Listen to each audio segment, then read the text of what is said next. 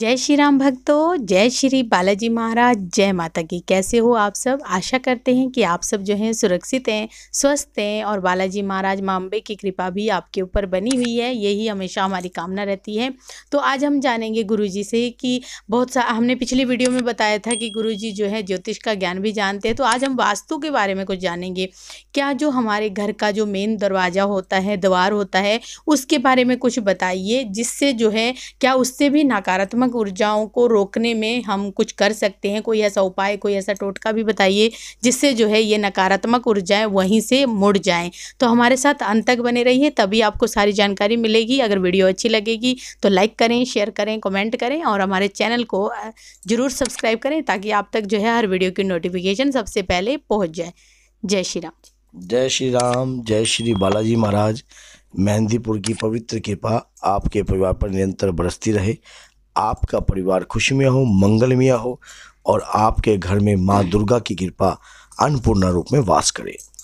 घर का मुख्य जो द्वार होता है वो बहुत ही ज़्यादा हमारे लिए उपयोगी होता है। आने में जाने में हर प्रकार की एनर्जी जो है मुख्य द्वार से ही आती है और मुख्य द्वार से ही जाती है। जो मुख्य द्वार है घर का वास्तु के हिसाब से भी मैं बताऊंगा, लेकिन जनरली तौर पर भी आपको इस चीज़ की नॉलेज होनी चाहिए। वास्तु क्या है वो भी, उस पर भी हम, अगर आप चाहते हो तो उस पर भी हम वीडियो बना सकते हैं अगर आपको आवश्यकता है। वास्तु के बारे में हमने बता रखा है। हाँ, तो अगर आप इस मुख्य द्वार के बारे में समझ जाओगे, क्योंकि मुख्य द्वार पे कई बार व्यक्ति बहुत ही गलत कार्य कर देते हैं, तो इस प्रकार का कार्य नहीं होना चाहिए। जो घर का जो मुख्य द्वार होता है वो उत्तर और पूर्व की तरफ खुलता है तो बहुत ज़्यादा उत्तम माना जाता है। पश्चिम की तरफ जैसे कि कोई किसी चीज़ को 100% है तो ईशान कोण की तरफ खुलता है तब भी उत्तम है, पूर्व दिशा की तरफ खुलता है तब भी उत्तम है, उत्तरी दिशा की तरफ होता है तब भी उत्तम है, पश्चिम दिशा की तरफ होता है तो थोड़ा सा कम उत्तम है, दक्षिण दिशा की होता है वो कम उत्तम से कम उत्तम है। रहना तो पड़ता है, अब क्या करें, अगर मान लो गली का दरवाजा वो है तो क्या करें, रहना तो पड़ेगा।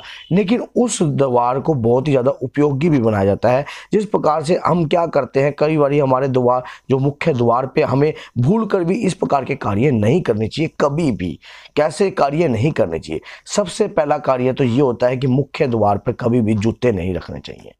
जूते जो होते हैं मुख्य द्वार पर रखना अपशगुन माना जाता है, क्योंकि महालक्ष्मी की कृपा जो है हमें मुख्य द्वार से ही प्राप्त होती है और पितरों की कृपा भी मुख्य द्वार से प्राप्त होती है। हम कई बार क्या होता है कि जूतों का रैक जो होता है, जूतों का जो जूते चप्पलों का होता है उसको, क्योंकि राहु है वो दिस इज कार्बन डाइऑक्साइड है तो उसको वहाँ नहीं होना चाहिए। तो जो जूतों का द्वार है उसके लिए वास्तु के हिसाब से रखना चाहिए नैर्तज्ञ कोण के अंदर।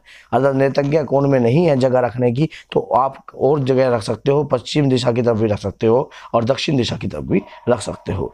तो क्या होता है कि जूते का द्वार मुख्य द्वार पर रखने से धन की हानि भी होती है और आपके घर के अंदर लक्ष्मी की जो आने की जो कार्य होते हैं, नकारात्मक ऊर्जा आने के प्रवेश के ज़्यादा चांस रहते हैं।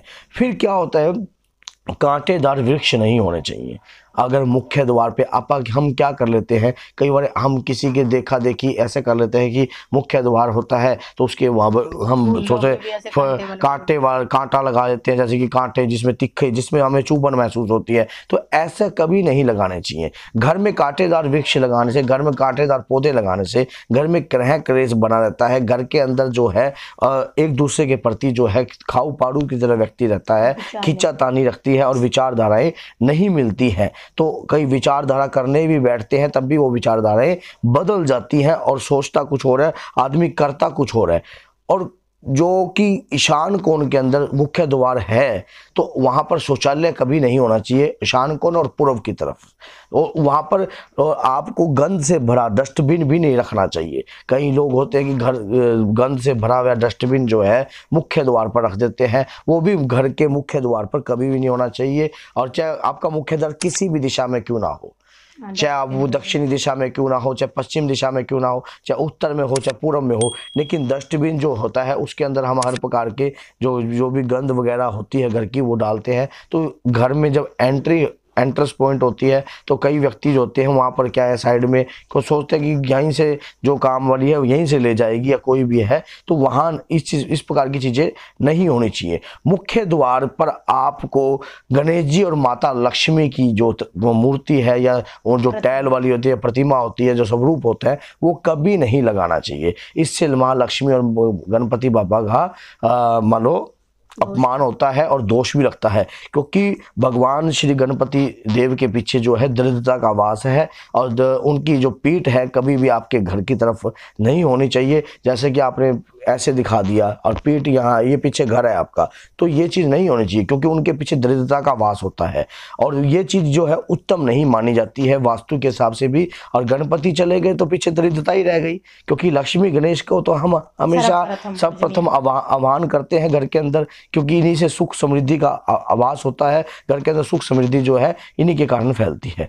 तो इनकी जो आपको मुख्य द्वार पर श्री पंचमुखी बालाजी महाराज की ही मूर्ति लगानी चाहिए। और मैं एक उपाय और भी बताऊंगा इसके अंदर, बहुत ही उपयोगी है और जिससे नकारात्मक ऊर्जा क्या बड़े से बड़ी कोई भी नकारात्मक ऊर्जा घर में प्रवेश नहीं करेगी। वो क्या लगाना है आपने, वो भी मैं आपको बताऊंगा।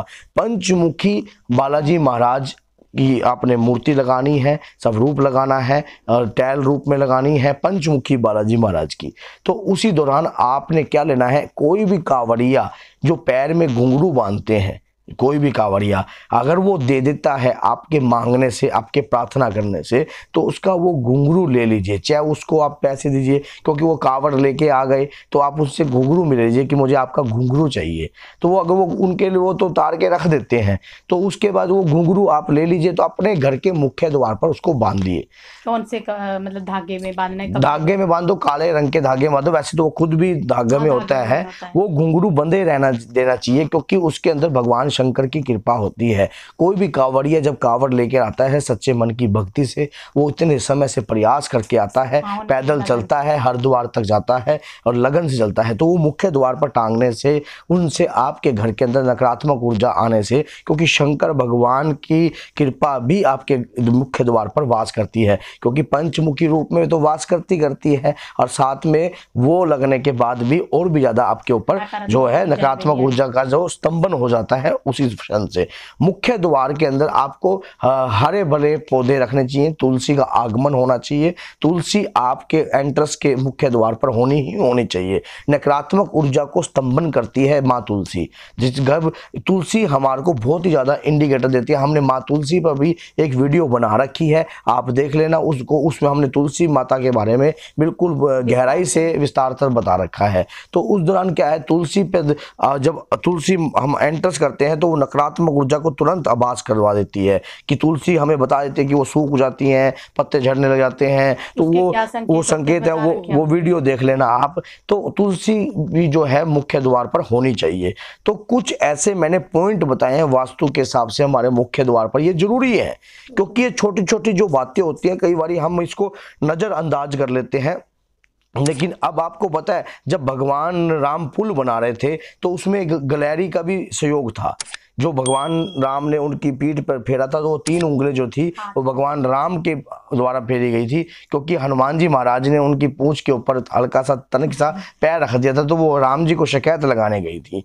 तो राम जी ने उन कृपा दी थी हाथ फेर कर। तो आप सोचो कि छोटी छोटी चीज़ों का भी सहयोग होता है हमारे जीवन के अंदर, हम इनको नकार नहीं सकते। जैसे कि 9 ग्रह हो गए, 27 नक्षत्र हो गए, 12 राशियाँ हो गई, तो ये कोई छोटी मोटी चीजें नहीं है, इनको भी भगवान ने ही आदेश दिया है कार्य करने के लिए। अब जैसे शनि की 7.5 होगी, ढैया होगी, ये कोई छोटी चीज थोड़ी ना है, इनको भी हम नकार नहीं सकते। कोई ना कोई चीज, कई बार हम सोचते हैं कि हर चीज भूत ही प्रेत है, कई बार ग्रहों की दशा होती है, चाल होती है, तो इनको समझना पड़ता है, छोटे छोटे कार्यक्रम करने पड़ते हैं। तो बोलिए जय सीताराम, जय श्री बालाजी महाराज, मेहंदीपुर की पवित्र कृपा आपका कल्याण करे। जय माता दी। ऐसी ही वीडियो अगर आप चाहते हो और भी मिले तो आप कमेंट करके जरूर बताइएगा, आगे भी आपके लिए वीडियो लाते रहेंगे। ऐसी हम एक दिन ऐसा आपके लिए वास्तु के हिसाब से, ज्योतिष के हिसाब से अगर आप चाहते हो तो बना सकते हैं। अगर जैमालॉजिस्ट के जेम्स के हिसाब से भी चाहते हो तो वो भी हम बना सकते हैं।